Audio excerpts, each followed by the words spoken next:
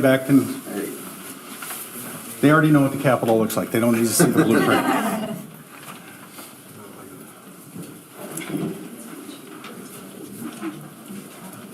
Are we ready? Well, good morning, everyone. It's a pleasure to be here today. My name is Eric Pratt. I'm the senator for Scott County, so Senate District 55. And just wanted to talk to you about a bill that we've got coming up in the Senate Jobs Committee today. No one's been hurt. Everybody's been hurt throughout the pandemic. I don't know that there's a sector of our society that you can't say has been affected. And one of the areas that's been most affected has been our small business community. Now, the unemployment system is there to protect working Minnesotans who are laid off. And Senate File 2677 will be allocating $2.73 billion to pay off a debt that we owe to the federal government. The interest that we owe on that debt, we're accruing about $50,000 in interest today. And then to reallocate and build back up that reserve to a point that it becomes self-sustainable. And I'm really pleased to be joined with by some of my co-authors, Senator Rarick, Representative Polowski, and Representative Haley. This is a bipartisan bill that's very close to what the governor has proposed, and that's great because we've been talking about it all interim, and glad we could come together.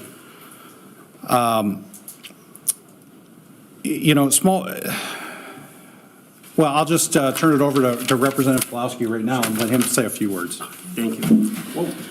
First of all, I want to thank Senator Pratt. I'm Representative Gene Polowski. You see 4 Republicans and 1 Democrat up here, and in southeastern Minnesota, that's considered bipartisan. That's about as close as we get. I like to do about 1 press conference every decade, so this is my decade press conference. And this conference, I am hopeful we will start a trend. And the trend will be we'll address a critical issue, as Representative Pratt has said. This has to be paid back or our businesses get a tax increase. We have not recovered from the pandemic, but we're making huge strides. Secondly, I'd like to bring up that this bill should pass all by itself and not wait till the end of session, not be part of an omnibus bill. It should be a single bill on the floor of the House and Senate so that the members of the House and Senate, for once, can understand what we're voting on. And the public can understand what we're voting on. And hopefully the governor can understand what he's signing into law. So I think there are 2 opportunities here. One, to address what we now know is a common need. And the common need is we borrowed about $1.2 billion. We don't pay it back. Our businesses get an unwarranted tax increase. Secondly, it's time to return to a legislature where individual bills are brought up on the House floor and sent to the governor. So again, I want to thank Senator Pratt for giving me that opportunity in the House. And I think Representative Haley is next, or is it Senator? Representative Rarick's going to go. Thank you, everyone. Senator Jason Rarick from District 11. And one of the things I want to talk about with this, there's a lot of discussion about doing this for our small businesses. This is both about our businesses and our workers. This fund was there for our workers when they got laid off. But there's no better way to kill our job growth coming out of this recession than to have this tax go on our small businesses. That is going to keep them from hiring people back. They will not be able to afford it because it's based on their payroll. So this is for both the workers and for our small businesses especially. We have to get people back to work. They want to get back to work, but our businesses, and I think some of the stories we'll hear reflect that these small businesses especially just will not be able to hire back the same number of people that they had prior because this payroll tax will just be too much of a burden. And many of them, they don't have HR programs or payroll that have given them a heads up that this new expense is coming. This is going to be a shock to many of these small businesses when they see the price tag that's going to come. So now I'll turn it over to Representative Haley. Well, good morning. I'm Representative Barb Haley. I represent the beautiful part of the state, similar to Representative Polowski, Red Wing, Lake City, Cannon Falls, District 21A. I'm pleased to join Senator Pratt in this effort. We've been working on this since late fall, and we also have a committee hearing today in the House. So I'm a co-author on the Senate bill as well. I'd like to point out what a unique opportunity we have today. The governor has come out repeatedly and said that he supports the repayment of the UI Trust Fund deficit. We're all in alignment on the amount of money that will take, $2.73 billion. The Commissioner of Deed, Commissioner Grove, is also in alignment on this, and the Senate and the House, Democrats and Republicans have been working together. So what a unique opportunity to have a bipartisan effort to do the right thing, and frankly, to do it now. As Representative Polowski stated, if we don't get this fund, the debt repaid, and we don't restore the fund to solvency and restore the reserves, these businesses are going to be hit with a large tax increase. Our businesses across the state, large and small, are still trying to recover from this pandemic. They are searching for workers, and they're still struggling with supply chain issues. This is not a time where they should have a significant tax increase in this first quarter, particularly a tax increase that is no fault of their own. We know this is the result of the pandemic and the result of Minnesota doing the right thing to support our workers. And if we don't restore the fund to solvency, in effect, we are harming workers because that fund won't be there to support them if we have unemployment issues down the road. So this is a worker bill. Restore the fund to solvency, pay off the debt, and ensure that we have this safety net in place going forward. I'm proud to be part of this effort. I urge us all to continue our bipartisan work and pass this right away because it's needed. It's good government, and the time to act is now. Thanks very much for the opportunity to be here this morning. And I'm not sure who's next. I think we got Lauren. Good afternoon. My name is Lauren Schotthorst, and I'm the Director of Workplace Management and Workforce Development Policy for the Minnesota Chamber of Commerce. I'm speaking today on behalf of the more than 6,300 businesses our organization represents, and their more than 500,000 employees, but also on behalf of our Federation partners, which represents 21,000 businesses and 43 local chambers of commerce, the Minnesota Manufacturers Association, which represents a wide range of individual manufacturing associations from around the state, and the United for Jobs Coalition, which represents nearly 80 organizations and their hundreds of thousands of employees. I'm joined by some of these colleagues and businesses here today. We are here to ask that the legislature take immediate action to stabilize and restore Minnesota's UI Trust Fund and hold Minnesota businesses harmless from the double-digit UI tax increases associated with the COVID-19 pandemic that are due in just a few short weeks. You'll hear stories today about what these payroll taxes actually look like. One organization in the Twin Cities with less than 50 employees will see a nearly 53% increase. An engineering firm in the 7-county metro area will see a $90,000 increase from what they are currently paying. An excavating company from Greater Minnesota, who already pays over $100,000 a year in UI taxes, will see their bill go up by tens of thousands of additional dollars. Private sector businesses are Minnesota's economic engine, providing opportunity and a quality of life for citizens across our state. They have weathered a nearly 2-year storm of uncertainty, taking every step possible to keep their operations afloat and to keep their employees and customers safe, healthy, and employed. They continue to grapple with a disrupted supply chain, inflation, and the worst workforce shortage in a generation. Employers statewide are in fierce competition for workers. This means they are already increasing wages, enhancing benefits, providing tuition assistance, training, professional development, greater employee flexibility, remote work, childcare subsidies, signing bonuses, and more. Double-digit payroll tax increases make offering those enhancements and hiring workers that much more challenging. And this is entirely avoidable. With the benefit of our budget surplus and unspent federal relief funds, Minnesota can finally do what nearly half of other states have already done: fix their UI system. Make sure that businesses can focus their resources on making sure they're staying open, rebuilding and rehiring, and growing. But time is of the essence. We want to thank the representatives standing here today for making unemployment insurance fix a priority. This is critical as we work to create economic opportunity and a full recovery. A complete and a clean bill to prevent this payroll tax increase from going into effect should be among the first order of businesses in this legislature. These efforts, as you've heard, support workers, support businesses, and benefit our entire economy. I'd say that's a no-brainer. Thank you.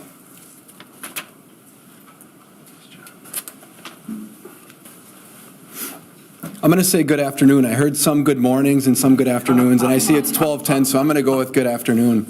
My name is Matt Baumgartner, and I serve as the president of the Duluth Area Chamber of Commerce. And I read the papers every day, I read things online every day, and we keep seeing workforce as a central tenet to this year's session. And this, to me, is the workforce issue today. I'm here today to share the personal testimony of two employers in my community in northeastern Minnesota. Both businesses wanted to be here today, but due to the constraints of their job, and as Senator Rarick said, the inability to kind of expand their workforce, they were unable to make the trip down 35. It was a smooth trip, but they were unable to make the trip. These locally owned businesses shared with me their concerns, and so I've formatted those into some brief remarks today. The first business is Mainstream Fashions, and it's a retail storefront in downtown Duluth on Superior Street. They've been there for 31 years through many ups and downs. They've been there through the rise of e-commerce, through 4 years of construction on our Superior Street where their storefront is, and they've been there through COVID-19, where they had to have their doors closed for a significant amount of that. And yet now, at a time when our state has an abundant surplus, they face the reality that if we don't resolve this by March 15th, they will face an additional tax hike. And this is one of those small businesses that wasn't even aware of this until it was brought to their attention. They're not big enough to have seen that coming through their HR or payroll departments. This is a business where you meet with the owners, Ben and Tom. The experience that Ben and Tom provide includes wrapping, personal, tailoring, delivery, and everything in between. They value long-term relationships and know everyone by name. Additionally, they support many charitable and community causes year after year, and I share that piece of it because this isn't just about owners losing their business and employees losing their jobs, but it's that residual and ripple effect in a community where you lose people who are donating to nonprofits, to hockey teams, to tournaments, and to other fundraisers. If the UI Trust Fund is not refreshed by March 15th and a new tax is levied against our small businesses, then I fear that downtown Duluth will lose businesses like Mainstream. The other business that wanted to be here today but could not is Grandma's Restaurant Company. I had a chance to talk to company president Brian Doherty yesterday for a significant amount of time. And this is a business that's near and dear to me because I worked there for nearly 15 years, 14 and a half years. And for many of those years, I had P&L responsibilities. I share that tidbit of information because I saw the slim margins that hospitality businesses deal with. And some years there weren't even margins to even look at. The pandemic has been brutal on Grandma's. Layoffs, closures, restructuring of business models, yet through their improvisation, creativity, and resilience, they've adapted to keep most of their operations open, keyword most. Now as winter turns to spring and they're able to look ahead, hopefully, to a somewhat normal summer, the news out of St. Paul is that there might be a new tax placed upon them, and this is devastating. Grandma's is attempting to return to a sustainable business again. With all the disruptions and uncertainties still ahead, they need the state's creativity and wise leadership. This tax does not seem helpful or fair to a business and the hospitality industry that, by has most accounts, borne the brunt of the unfortunate but necessary pandemic-related decisions. Please help Brian and Grandma's keep their operations open. Some are hanging on by a thread. I wanted to share the personal testimony of two of our employers, Mainstream and Grandma's, because this should not be a political, partisan issue that becomes a bargaining chip. Let's put faces to these businesses so that those who might not support refreshing the UI Trust Fund know who they are hurting. This should be a slam dunk. As Lauren said, a no-brainer. Small businesses continue to suffer, and we think that we might not be providing them with the relief that many in St. Paul support, including those here today, and the governor, is disappointing. Yet I remain resolute because I believe that those standing here today will prevail and the right thing will be done. We will refresh the UI Trust Fund. Thank you for your time today.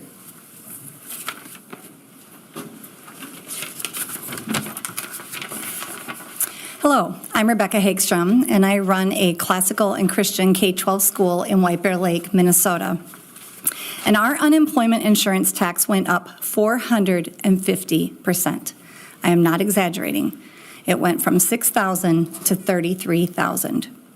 And it takes effect immediately, according to the letter we received. And it's in the middle of our budget year, so we couldn't have planned for this even if we had wanted to. This is affecting businesses across the board, both large and small, both for-profit and not-for-profit. An increase of that level is detrimental to businesses, many of which have already experienced hardships and loss through the result of government-mandated shutdowns and government-mandated COVID policies, inflation, labor shortages, and now high cost of labor as a result. At Liberty, our families are paying taxes already, and they're sacrificing to try to give their children a better education. So an unemployment insurance tax for us is going to affect their bottom line as well. So what does an increase of that nature look like for our school? Well, it means significant hits to otherwise valuable resources for our classrooms, whether it's the loss of an important aid position or necessary curriculum, supplies, and even a part-time teacher. The irony here is that our staff and faculty have remained employed throughout the pandemic, and yet we're being punished by the poor choices at the state and federal levels. The state has received billions of dollars related to this pandemic for both the CARES Act and through the CARES Act and the American Rescue Plan. I'm told that Minnesota is currently experiencing an historic $7.7 billion surplus.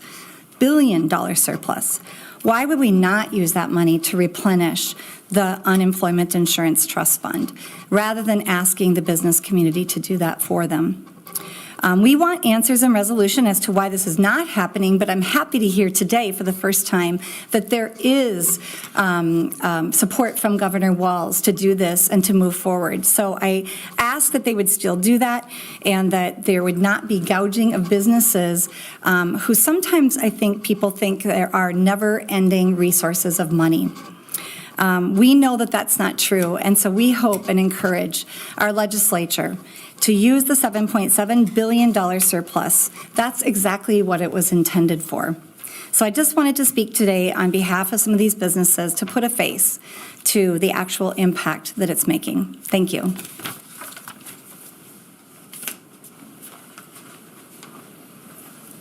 Hi, my name is Chris Gruhat, and I represent D&G Excavating out of Marshall, Minnesota.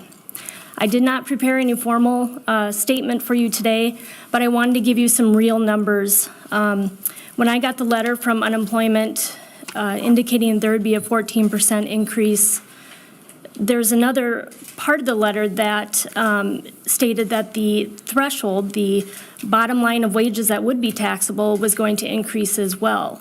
So it's not only about the 14% increase, but also that the taxable amount will now increase to $38,000. So combined, for our company, we already paid, for last year, we paid $109,000 to unemployment. The nature of our business, the fact that we dig dirt, we can't do that in the winter. So we are high utilizers of unemployment. I did run the numbers using the new $38,000 base wage, as well as the 14% increase on top of that. And we will be faced with an additional tax payable of $26,159.17 if I base that on last year's wages. That is an increase of 24%. So yes, I am here without a prepared statement, just to join forces and to give you a face to the real situation, encouraging everybody to get on board with these bills and get it passed for the tax relief.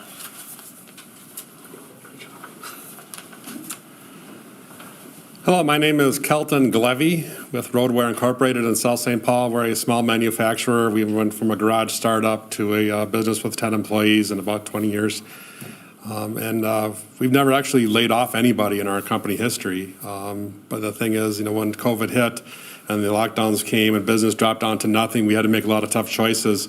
Do we lay people off, put them on unemployment, or we do everything we can to keep them employed, keep them going, make those personal sacrifices to keep your employees, which are so important to have. going, and that's what we did. And so we were never a big user of unemployment insurance and never had to really have a claim.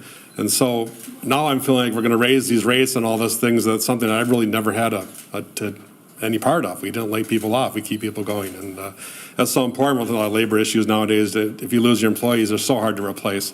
And so we treat them all like family, and that's kind of my statement for today is there's a lot of businesses out there that have done everything they can to keep their employees, never laid anyone off, but we're still all going to have to be paid this higher tax on unemployment, and it's not great for us because, like I said, we're facing the same challenges as everyone else. So that's my statement. Thanks.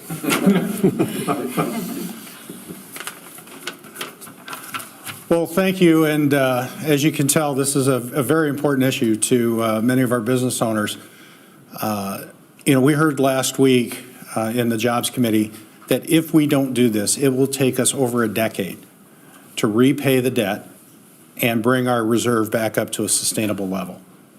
It's important for these small businesses and businesses across the state to get this done. We need to get done, as Representative Polowski said, we need to get done what we can get done and where we can agree today and pass a standalone clean bill and get it to the governor's desk as quickly as possible. Because every day we're racking up additional interest that's not helping workers, it's not helping business people, and it's not even helping the state finances. It's going straight to the federal government. And I hope we can get this done today. We're going to pass it out of the Senate committee. I'm expecting it's going to be a bipartisan bill in the Senate, just like it's going to be a bipartisan bill in the House. And I think we'll all be willing to take questions. Yeah. Oh, go ahead. Just a quick clarification, because the Chamber's one-pager and some of the speakers mentioned the federal COVID relief funds. Are you tapping some of that money for this bill, or just the surplus in general that you're using to backfill? I'm not exactly sure where the different monies are coming from. Suffice it to say that we've got plenty of money to make this whole. Yeah. Can I ask Chair Polowski a question? Sure. I know you do not like this being linked to other issues. You already said that, as maybe some in your caucus have been suggesting. But can you respond to something else that's being said by some of your caucus mates, which is that there should be a way to only give this relief to medium and small-sized businesses, that perhaps there should be something done via the rates to not forgive or reduce this planned increase on sort of the proverbial big corporation? Those members don't represent, as I do, and I'm sure the other members who are up here with me, I represent both large and small businesses. They all get hit. They all provide employment. They all pay taxes, and we rely on them to make, for instance, we're known as a regional center. We have some very large businesses. We have some nice small, what we would call midtown businesses. But everybody gets hit by this.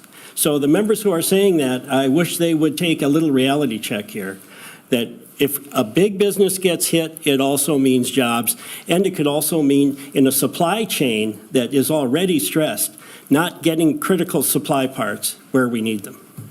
Could I take that too from a business perspective? So regarding small, medium, and large businesses, we have hospitality businesses across the state, Grandma's being one of them, that employs over 600 in the summertime. And so they might classify as a medium-sized business, but yet had to lay off most of their workforce. In fact, at the beginning of the pandemic, we were down to about 15 people. So they were hit very hard by this at the beginning. And then if we scale it in a way where they would not be considered, there's no support for them there. So I think maybe it's some education that could take place to show that I don't know that the size of the business is what is the cause and effect of how hard they were hit by certain pandemic elements. Senator, you said that this bill is almost like the governor's. I mean, it sounds like there might be some differences, though. Could you outline those? Or if there's a different approach or difference in the approach? It sounds like the numbers are the same. We're just working on the technical language, but we're in agreement on exactly what we want to do. We want to repay the debt to the federal government, including the interest, and we want to replenish the fund and set all the tax rates back to where they were in 2021. Is the technical changes or things you need to sort out, just what pot of money it comes from? Because you've got some leftover COVID funds plus the surplus, plus maybe something in reserve accounts. Is that the hangup? It's minor hangups. It's not even where the money's coming from. It's just very small tweaks, and we'll get it worked out. No problem. Senator, it Yeah. sounds like March 15th is when this takes effect, right, this tax? The taxes actually kicked in at the first of the year. They're Okay. payable in April. But the plan, as Deed has laid it out, repays the interest, the debt, and replenishes up to a sufficient level, is all tied to that March 15th date. So is March 15th the kind of a drop dead date to pass something, or does it need to be sooner than that? March 15th is the drop dead date for the governor to sign it. So we have to get it passed before that. I don't see any reason why we shouldn't be able to get it passed by the end of February. Is the danger then that other things might get added, and so it just gets bogged down in the legislative process? Well, there's always that risk, but what you hear from me and what you hear from Representative Polowski is we're committed to having a clean bill. The governor's been asking for a clean bill, so I think we ought to get him one. You'll have to get agreement with the Democrats in the House as well. I mean, is there anything you could pass this as a clean bill? Could you maybe make a deal on frontline worker checks, some of the other things that they want to see passed early? And there's been some discussions on already. There's a lot of agreement on the frontline worker checks. The fact is, we could have had some of that done and come back and done the rest. It got held up by the House, and I hope they don't hold this, the House leadership doesn't hold this up again. No offense, Gene, but.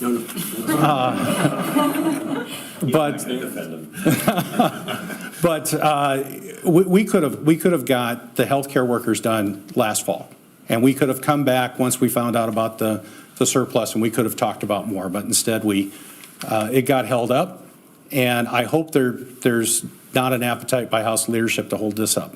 This is way too important.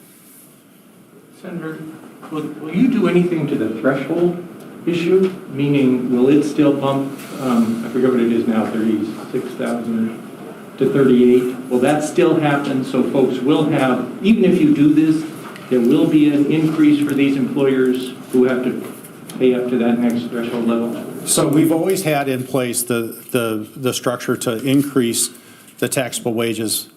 We've brought that down over time. There's a House version that does, in fact, hold that steady, and I can let Representative Haley talk about that. My goal is just to have a clean bill, and we can talk about the policy later. So you better tell folks that even if you do this, they might still get a tax increase? There'll still be a little bit of a tax increase that goes along with, just overall inflation, but we can certainly talk about the policy of reducing that once we get the debt paid off and the reserve brought back up to a sustainable level. Do you want to speak on that? I can comment. It's not. Yeah, I think the technicalities of the language in the bill is something, as Senator Pratt said, that we can work on. We both, I think, have had conversations with the Commissioner of Deed as well. I talked with him on Friday, and we want the language to be as efficient as possible so that Deed can get this done and that there isn't a delay for businesses. So I'm committed to any technical changes that we need to make to accomplish that. Related to the taxable wage base, my bill does freeze it at the 2022 levels, which is 35,000. It is scheduled in current Minnesota statute to go up to 38,000, a 7% increase in 2022 if we don't do anything. And I don't believe that 7% increase is something that we need to do at this time, as we said before, when businesses are already struggling. I'd like to add just one final thing, because I see someone here who I've exchanged Shakespearean quotes with over session. And this session, of course, the quote would be, "The Ides of March have come," and my reply would be, "And this bill is passed." Senator Pratt, have you had any recent, new conversations with Speaker Hortman or your chair counterpart in the House about appetite for moving this as a clean bill? Because as Brianna referenced, Speaker Hortman has said she wants $1 billion for frontline workers, $1 billion for this, link them, do them both at once. I believe Senator Miller's had some conversations with the Speaker. I've certainly been in contact for several months with Representative Knorr in the House, and so I'm hoping that we can move them more to our position. this might get to the floor next week? Right now, the plan is to get it to finance, and then we'll move it to the floor, and I'll let Senator Miller talk about what the timing on that might be. But certainly the Senate's interested in getting this done quickly and moving it over to the House. All right. Thank you all very much.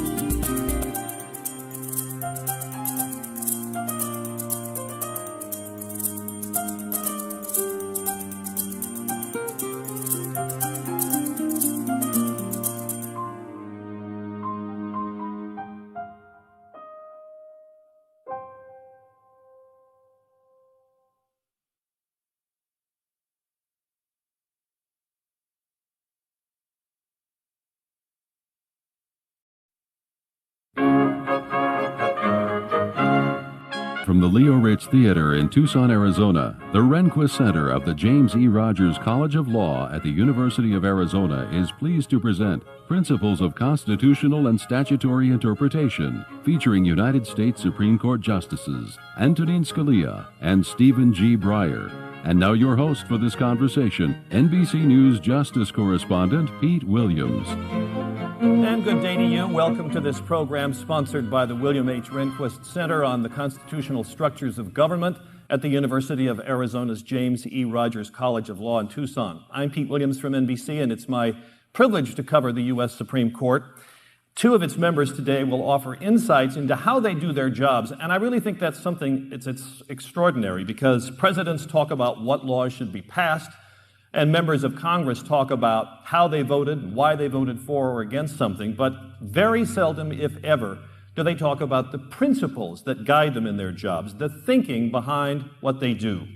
But two members of the U.S. Supreme Court do explain how they approach their work. They have both written and spoken about what guides them in interpreting the U.S. Constitution and that the laws that they're called upon to review. And we'll hear from them about their judicial philosophy. So won't you welcome, please, Justices Antonin Scalia and Stephen Breyer.